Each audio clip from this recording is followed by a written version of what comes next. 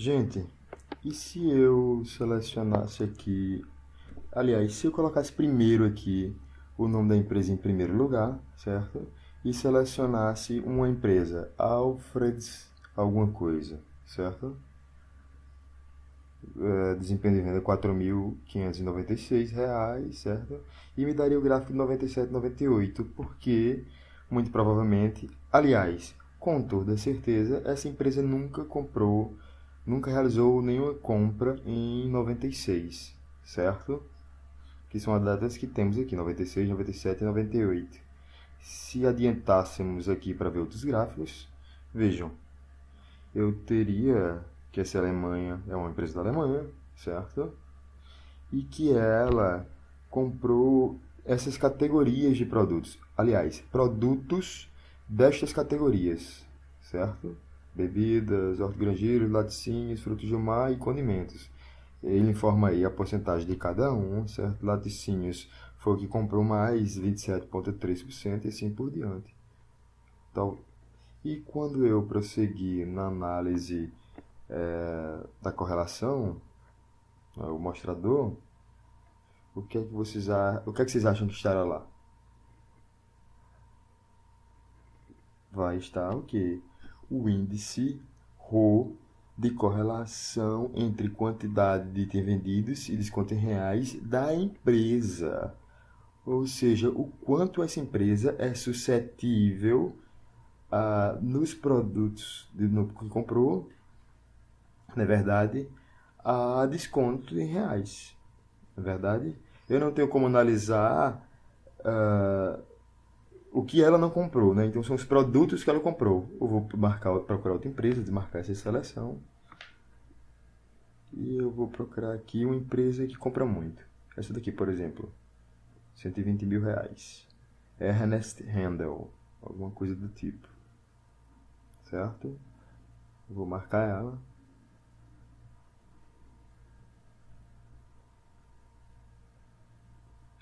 Ela é uma empresa austríaca, certo? E vejam, ela já é um pouco mais suscetível aos descontos, na verdade, pelo menos nos produtos que comprou. E por que essa é mais suscetível? Talvez os descontos dos produtos que ela comprou sejam maiores. Talvez seja isso, talvez seja outra coisa. Essa é que é a análise que deve ser feita por um administrador para que ele saiba como se comportar para cada cliente. O cliente, ele constantemente está dando informações de como ele é. Ele não sabe disso, né? Mas quando ele compra, ele mostra como ele age, como ele é. Na verdade, há do administrador conseguir extrair esses dados. Na verdade? E tomar decisões baseadas nos dados que os próprios clientes fornecem sem saber que fornece. O cliente ele não sabe que a empresa está analisando o índice de correlação dele, né, entre quantidade de itens e descontos, mas ele está fornecendo os dados dele o tempo todo. Olha, eu me comporto assim, eu sou assim, nesse período aqui eu já me comporto diferente.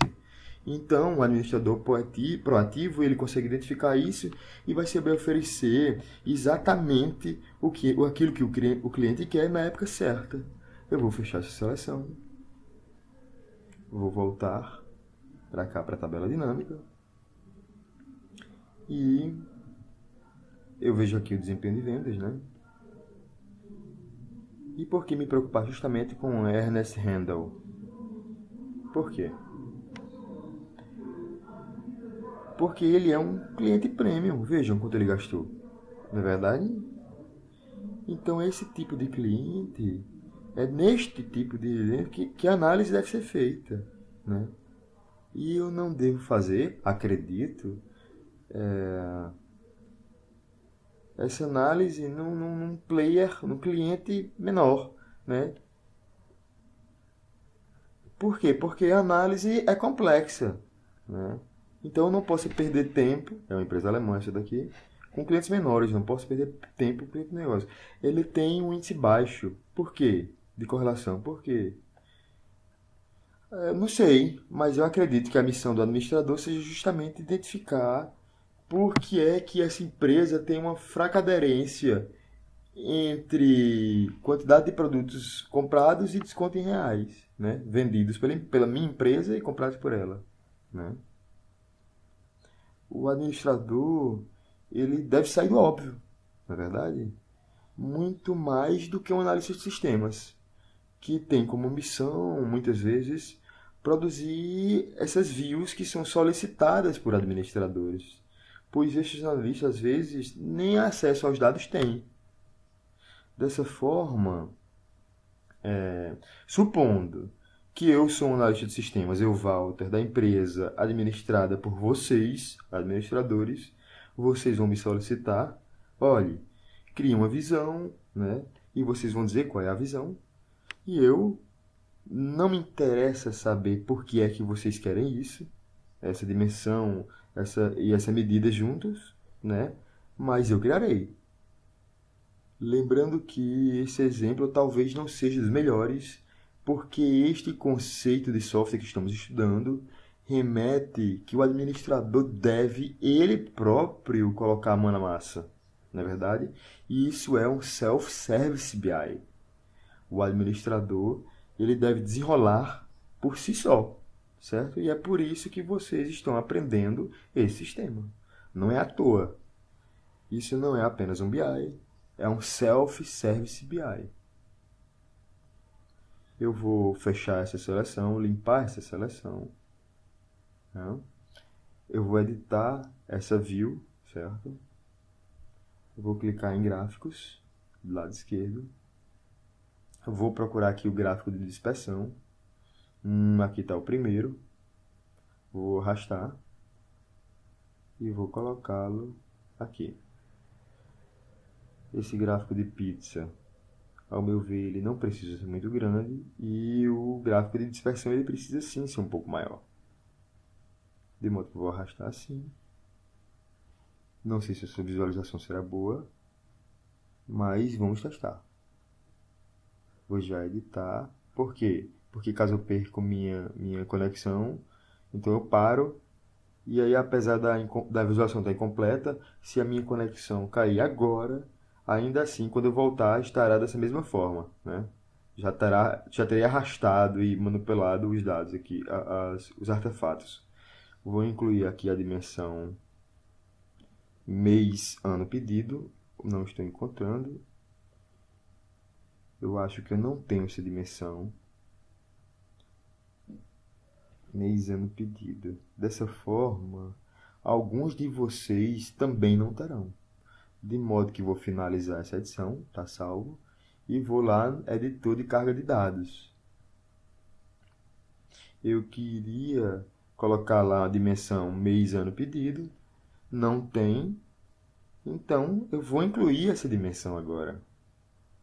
Como eu suspeito, justamente porque se alguém seguiu essa minha aula e eu não criei isso, significa que vocês também não criaram, certo? Eu vou procurar aqui justamente, ó, onde tiver data do pedido, tá vendo? É o load de pedido, certo? Veja, o meu load de pedido está com month, de mês, e year, de ano, certo? E eu, para ter o mês barra ano pedido, eu preciso eu vou fazer aqui, vocês entendem. Eu vou procurar aqui month, ó. Comecei a escrever, opa, ele me facultou, ele deixou que eu escolhesse o month, que é o que eu quero. Então eu dei um enter, né, e selecionei aquilo, ou seja, não escrevi tudo. Eu vou colocar a coluna, o campo de onde eu vou retirar o mês, certo, da data do pedido. Eu vou concatenar com um i comercial, do mesmo jeito que já fizemos com outras expressões, certo? Vou colocar aqui year, né, que significa ano, né? E eu vou colocar aqui também data do pedido, certo? E deixa eu explicar essa função, ela é completinha. Essa primeira parte aqui, month, data do pedido, quer dizer o seguinte, olha, eu sei que você tem uma coluna chamada data do pedido, certo? Na tabela de pedidos. Eu sei que data do pedido é composto de dia, mês e ano. Eu sei que é assim, eu sei, certo? Então não me importa o dia, nem o ano, me importa somente o mês. Eu quero month, o mês que está lá, né? Então esqueça todo o resto e me dê apenas o mês, ok? E aí ele vai me retornar o mês. Desta data do pedido, certo? Deste atributo data do pedido. E aí eu concateno, ou seja, eu vou ligar uma função a outra. A função month, eu vou ligar com a função year, certo? Que pede o ano também da data do pedido. E a função year vai dizer o quê? Assim como o month, não me importa o mês, não me importa o dia, me importa apenas o ano, certo? Então eu vou comentar aqui embaixo, barra, barra. O que é que ela vai me retornar? Por exemplo, se for 01 do 02 de 1997, por exemplo. Essa função vai me retornar 02 1997. Ela não vai me retornar a data, o dia. Concordam? No entanto, se eu vier aqui em cima, esses códigos aqui que estão escritos por padrão, ela é default, certo? Tá vendo? Tudo isso aqui em cima a gente não inclui isso, já estava aqui, certo? Ele, por padrão, ele já determina o nome dos meses, os nomes dos meses, tá vendo? Ó? Jan, Feb, Mar, certo? E aqui, ó, o nome do mês também, long, o nome long e o nome curto.